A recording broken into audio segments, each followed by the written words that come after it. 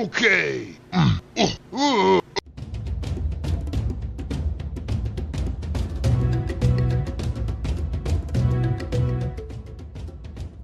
Donkey Kong Tropical Freeze was developed by Retro Studios, the team behind Metroid Prime and Donkey Kong Country Returns.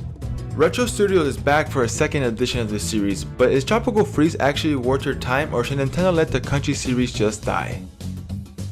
The story in Donkey Kong Tropical Freeze is simple, a basic concept in all platformers. Arctic invaders have turned Donkey Kong Country Island into a winter wonderland, and it's up to you to save the day. The story is that simple, and I got it from Nintendo's website. But don't worry, I did my citations and bibliography. You're welcome, Nintendo. So what I like to start off with is usually the graphics. I like to start off with the graphics because it's the first thing you see, and anyone can have an opinion on whether the game looks good or not. So I'm gonna go ahead and get started with that first. Tropical Freeze is colorful and wonderfully drawn. It reminds me of the older Donkey Kong Country games. I hate to be that person, but when a new generation of an older series comes out, it's always going to be compared to the older games.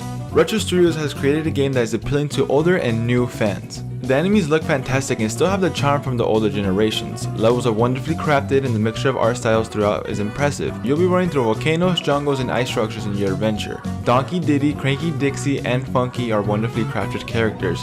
That was a really hard tongue twister. I had to record it like 10 times. But anyways, they look like what I imagined they did in the SNES games. Nintendo games always have this special charm that makes them so memorable. Not only do the graphics have a special charm, but the musical score in this game is super awesome. The composers remixed some of the old music but also created some new tracks that have that old school vibe. I rarely listen to soundtracks for a game, but while I was writing this review, it's all I had playing in the background. All the songs that were created for each level help the vibe come all together. It pulls the level all together and adds different emotions that each level is trying to achieve. But does it compare to the older tracks? Yes, it does. People want to feel like they're playing the old school games, and the soundtrack helps with that. It brings the funky feeling all together. So now to the juicy stuff. We're getting to the second phase of this review, which is the gameplay. When I write these reviews, I try to gear them towards people who have never played these games. So I will be going over some of the gameplay mechanics. But don't worry, it'll be brief and it'll be quick. I'll make this fast. In Tropical Freeze, you'll be running, jumping, and climbing through your adventure. You'll take on many levels and then you'll face a boss. But you will not be alone on your adventure. Donkey Kong will receive help from Diddy, Dixie, Cranky, and in this version of this game, Funky Kong. They each have their own special abilities that will help you throughout the game. That's it. It's that simple. I think people can get the basic concept behind that little information I just provided, so that wasn't so bad, was it? Tropical Freeze is fantastic. The gameplay is the best in the series. The movement, the levels, and the challenges you'll face will bring nothing but joy. I said it was the best in the series, even including the older generations of the game. Everything you missed from the old games is here. Minecart levels, Rambi the Rhino, and all the secrets you ever wanted. They also added new mechanics that bring a fresh new feel to the game. One of them being you'll control a rocket, avoiding structures and enemies. I really did like these levels. The rocket controls great. They are on the harder side, but once you master them, you'll feel a sense of satisfaction. The Kongs each have different abilities. Diddy will keep you up in the air for a couple seconds, Dixie will give you the upwards lunge jump, and Cranky will let you bounce with his cane. Every Kong can be used differently depending on the situation. Retro Studios made the Kongs have a purpose. Sometimes in the older games it just felt like they were there. I like the additions of the Kongs all except for Cranky. I just don't like his pogo mechanic. It's not bad, I just didn't find myself using it as much as the others. The other Kongs saved me many more times than Cranky did. This might be a playstyle choice of mine, but poor Gramps didn't get his time to shine with me. Exclusive to the Switch version, Funky Kong is a playable character. From what I understand, this is like playing the game on easy mode. He has 5 hearts to Donkey Kong's 3.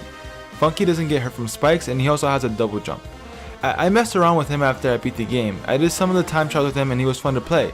With his given abilities and hearts, I think it's a great start for beginners or those who don't want to stress out while playing. Tropical Freeze can be a difficult game. If you're not a big platformer fan, this game will give you a challenge. In my playthrough, I was at 99 lives most of the time. So I took this in 2 ways. I'm the best player ever, or the game makes you stocked on lives. This game will throw bananas and lives at you like crazy. I was stocked on lives, but I did die a lot. During one level, after I died like 15 times, it let me know that the next level has been unlocked and I can skip the current level. I was slightly offended, but it's a good option for those who are stuck. You can also buy items from Funky Kong that makes the game easier. If you do want a challenge, try to go through the game without using any items. You want to know how I know I'm having fun? When I'm constantly getting my ass handed to me, but I want to keep on playing. This game's a fun difficult. But with every game, there are some things that one may not like. I personally don't know how everyone feels about water levels, but I hate them. I hate being thrown in water in any platformer. I don't like feeling that I'm not in full control and it bothers me. Either make me feel like Michael Phelps or don't make me swim.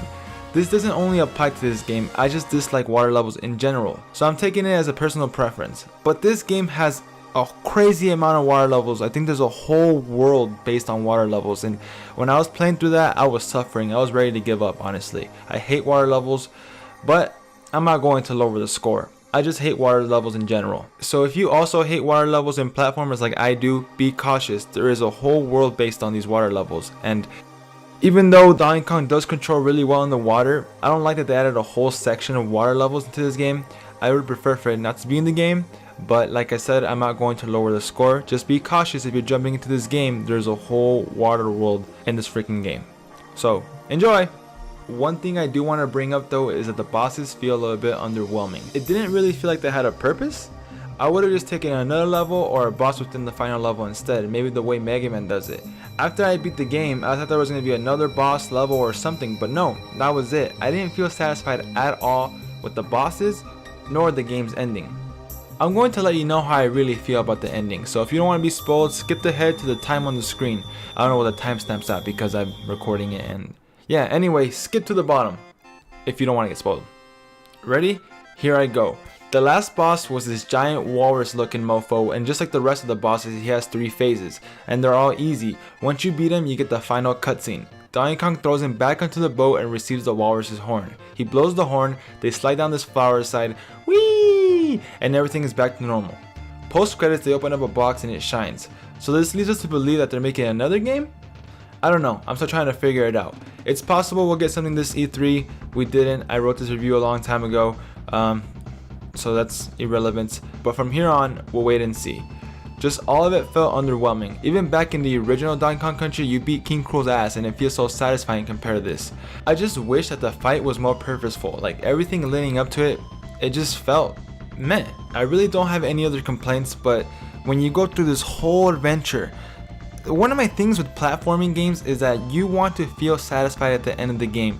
Like you have a simple goal, but when you complete that goal, you want to feel satisfied. So you go through all these crazy levels. You go through volcanoes, you go through underwater, you go through snow levels.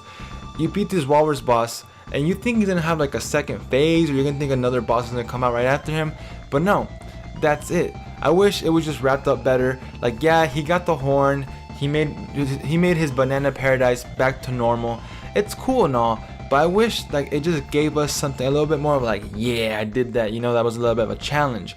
The whole game was a challenge, but these bosses and the final boss, it was just meh. So those 2 things are my only complaints. But that's it. It's time to wrap up this whole review, and let's get to the overall thoughts and wrap this thing up. I know I had some complaints about this game, but overall it's a fantastic platformer. There's definitely way more pros than cons in this game, and this game is so good it's easily the best platformer on the Switch. Yes, it's better than Super Mario Odyssey. I played through Mario Odyssey, but I had way more fun playing through this. Don't worry, I wouldn't make such a bold claim without backing it up, so next video review, you're gonna get the guy with the mustache. But is this game in reality worth $60? If you haven't played it, yes it is, go ahead and buy it. If you already played the Wii U version of this game, I would say wait. It's not worth $60 just to replay the game again. Yes, the included content of Donkey Kong is cool, but it's not really worth your time or money. It would have been cool if they added Donkey Kong Country Returns, the original, on this as well, but maybe that's a little bit too much to ask for. If you played the old ones, I would say definitely jump on this if you haven't.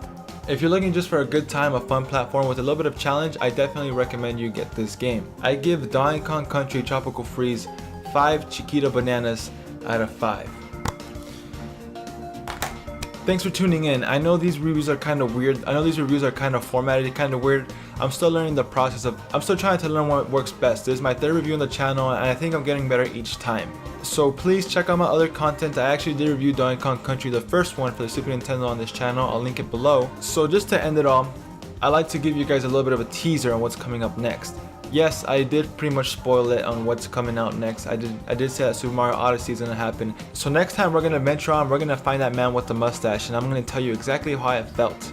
Because I know some people are wondering, man, you think Tropical Freeze is better than Donkey Kong Odyssey? Yes, and I'm gonna end up with that. And one last thing, I do appreciate feedback. Leave a comment, leave video suggestions. If you guys want to see a current game, if you want to see a classic game, I can do either or. I'll be streaming soon on Twitch/Ultra Rosas. That's my old Twitch channel. I might change it to the Rosas Show. I'll go ahead and create that before someone steals my name. But be on the watch for that as well. Thanks for tuning in, and check out these bloopers. I made some extra skits, some extra content that wasn't going to go in the video, but I think it was kind of too far. But that was pretty funny, so I decided to include it as a bloopers. Thanks for tuning in. Adios.